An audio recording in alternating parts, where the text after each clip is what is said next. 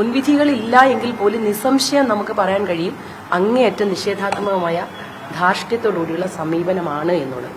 എങ്കിലും ആ ധാർഷ്ട്യം സർക്കാരോ നമ്മളോ എടുക്കാത്ത കാരണം നമുക്കൊരു സ്ഥാപനത്തെയും ഇവിടെ നിന്ന് പറഞ്ഞിടാൻ താല്പര്യമില്ല. പരമാവധി ഇത്തരം സ്ഥാപനങ്ങളെ കേരളത്തിൽ വ്യവസായ സൗഹാർദ്ദമായിട്ട് ഇവിടെ നിലനിർത്താനാണ്, ആ ലക്ഷ്യത്തോടു കൂടിയാണ് കാക്കുന്നത്. അവർ ഹയർ ഓഫീഷ്യൽസ് 10-ാം തീയതിയോ അതിന് ശേഷമോ എത്താമെന്ന് പറഞ്ഞപ്പോൾ അഡ് ഏർലിയസ്റ്റ് എന്ന നിലയിൽ 10-ാം തീയതി നമ്മൾ അങ്ങോട്ട് നിർദ്ദേശിക്കുകയായിരുന്നു. കാത്തിരിക്കുന്നു.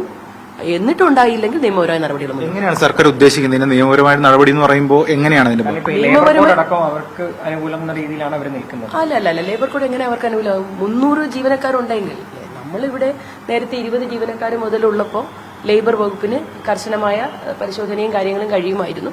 അത് മാറി അതിൽ ഭേദഗതി വന്നു എന്നുള്ളത് വാസ്തവമാണ്. പക്ഷെ കേരളം അതിന്റെ ചട്ടങ്ങൾ ഫൈനൽ പ്രസിദ്ധീകരിച്ചിട്ടുമില്ല. കേന്ദ്രമാണ് മെയ് 8-ാം തീയതി ചട്ടം പ്രസിദ്ധീകരിച്ചത്. നമ്മളിനി പ്രസിദ്ധീകരിക്കാനുള്ള ചർച്ച നടക്കുന്നതേ ഉള്ളൂ. അപ്പോൾ 300 ജീവനക്കാരുടെ സ്ഥാപനത്തിൽ എങ്ങനെ ലേബർ കൊണ്ടിട്ട് എന്ത് സംരക്ഷണം? അവർ പെട്ടെന്ന് കൂട്ടിപ്പോകാൻ നിയമം അനുവദിക്കുന്നില്ലല്ലോ. ആ നിയമം വെച്ചിട്ടാണെങ്കിലും ഇവർ ചെയ്തത് അങ്ങേയറ്റം നിയമവിരുദ്ധമായ കാര്യമാണ്.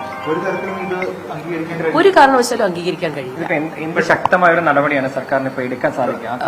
ഈ നമ്മൾ ചർച്ചയ്ക്കായി 10-ാം തീയതി വരെ വെയിറ്റ് ചെയ്യുന്നു. അത് കഴിഞ്ഞിട്ട് നടക്കുന്നില്ല. പ്രോസിക്യൂഷൻ അടക്കമുള്ള നിയമപരമായ നടപടികൾ മുന്നോട്ട്.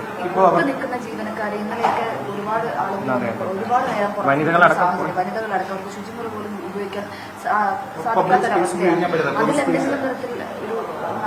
തീർച്ചയായും അത്തരം കാര്യങ്ങളൂടി നോക്കാം.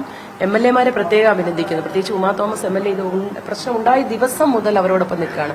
കോഴിക്കോട് ജയന്ത് അവരോടൊപ്പം നിൽക്കുകയാണ്. നമ്മുടെ MLA-മാരും മന്ത്രിമാരും എല്ലാവരും ജീവനക്കാരോടൊപ്പം നിൽക്കുകയാണ്. ഈ പറയുന്ന പ്രായോഗിക ബുദ്ധിമുട്ടുകളുണ്ട്. പക്ഷെ അവരവിടെ വരാതിരുന്നാൽ ജീവനക്കാർ വന്നില്ല എന്ന് പറയുമല്ലോ.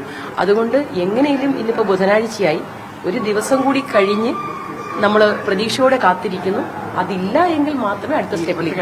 ഇപ്പോൾ ഒരു ഭാഗത്തൊരു സർക്കാരും മറുഭാഗത്തൊരു സ്വകാര്യ കമ്പനിയാണ് നടക്കുന്നത്. അപ്പോൾ ആളുകളൊക്കെ ചോദിക്കുന്നത് കമ്പനിയുടെ സൗകര്യത്തിന് വേണ്ടി സർക്കാർ വഴങ്ങിക്കൊടുത്തു എന്നാണ്. അല്ല, അത് വഴങ്ങാതിരിക്കും. ഇവിടെ ഉള്ള ഉദ്യോഗസ്ഥരെ നമുക്ക് പിടിച്ചു നിർത്തി അങ്ങോട്ട് പോയി ചർച്ച നടത്തുക. ഇത് വല്ല നാട്ടിൽ നിന്ന് വരേണ്ട ഉദ്യോഗസ്ഥർ അവരുടെ സമയം അറിയിക്കുമ്പോൾ പറ്റില്ല, നിങ്ങൾ ഇന്ന് വരെ സമൺ ചെയ്യാൻ എങ്ങനെ കഴിയുക? നിയമപരമായ സർക്കാരിനെ സംബന്ധിച്ചിടത്തോളം ആളുകൾക്ക് അഭിപ്രായം എന്തും പറയാം. സർക്കാരിനെ സംബന്ധിച്ചിടത്തോളം നിയമപരമായ ചട്ടക്കൂടിനുള്ളിൽ നിന്നല്ലേ പ്രവർത്തിക്കാൻ കഴിയുകയുള്ളൂ. ഇപ്പോ 10-ാം തീയതി വരാൻ അറിയിച്ചപ്പോൾ അവരുടെ ഒരു പിന്നീടുള്ള കമ്മ്യൂണിക്കേഷൻ എങ്ങനെയാണ്? പിന്നീടുള്ള കമ്മ്യൂണിക്കേഷൻ അത്ര ആശാവഹമല്ല. 10-ാം തീയതി വരുമെന്നുള്ള കാര്യത്തിൽ പോലും സർക്കാരിന് ഉറപ്പില്ല. വരുമെന്ന് അവർ പറഞ്ഞതാ. പറഞ്ഞിട്ട് ടൈം പറഞ്ഞിട്ടില്ല. എനിക്ക് ടൈം വേണമെങ്കിൽ ഇന്ന് വേണമെങ്കിലും പറയാം, നാളെ വേണമെങ്കിലും പറയാം. അതിന് അതുകൊണ്ട് നെഗറ്റീവായി നമ്മൾ ഇപ്പൊ കാണുന്നില്ല. പക്ഷെ ഒരു സ്പേസ് നിശ്ചയിക്കണ്ടേ? സ്ഥലം നിശ്ചയിച്ച് അത് നമ്മൾ ഇവിടെ തെക്കാട് ഗസ്റ്റ് ഹൗസ് ആണല്ലോ, ഇവിടുത്തെ ഗസ്റ്റ് ഹൗസിലാണല്ലോ, കൊച്ചി ഗസ്റ്റ് ഹൗസ് ആണല്ലോ. അതിന് ഇനിയിപ്പോ അതെല്ലാം കമ്പനി പോയി ചർച്ച നടത്താനാണെങ്കിൽ നമുക്ക് അങ്ങനെയുള്ള ഒരു പ്രശ്നവുമില്ല. ജീവനക്കാരുടെ അവകാശങ്ങൾ സംരക്ഷിക്കുക, സ്ഥാപനങ്ങൾ പരമാവധി കേരളത്തിൽ നിലനിർത്തുക എന്നുള്ളതാണ് സർക്കാരിന്റെ നയം. ലേബർ കോഡിന്റെ ഇതൊന്നും അവർക്ക് അവകാശപ്പെടാനില്ല. ഇല്ല, ഇത് സംബന്ധിച്ചില്ല. 300 ജീവനക്കാരുണ്ട്. ഇവിടെ 600 അല്ലേ, കോഴിക്കോട് 300, 1000-ഓളം ജീവനക്കാരുണ്ട്. അതുകൊണ്ട് അത് പ്രശ്നമല്ല ലേബർ കോഡ്. പക്ഷെ ലേബർ കോഡ് നമ്മുടെ രാജ്യത്തെ തൊഴിലാളികൾക്ക് ഒരു ആശങ്കയുള്ള ഒരു കാര്യം. അതുകൊണ്ടാണ് ഞങ്ങളൊക്കെ നിരവധി സമരങ്ങൾ അത് സംബന്ധിച്ച് നടത്തിയിട്ടുള്ളതാണ്. ഇപ്പോഴും കേരളം ചട്ടങ്ങൾ പ്രസിദ്ധീകരിക്കാൻ കുറച്ചുകൂടി പ്രിപ്പറേഷൻസ്, ഹോംവർക്ക് ചെയ്യുന്നത് അതുകൊണ്ടുകൂടിയാണ്.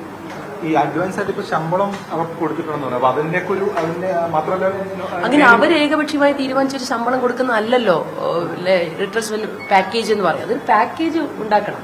സർക്കാരുമായി കൂടി, സർക്കാരിന്റെ നേതൃത്വത്തിൽ പാക്കേജ് ഉണ്ടാക്കണമല്ലോ. അതിനവർ തയ്യാറായേ മതിയാവും.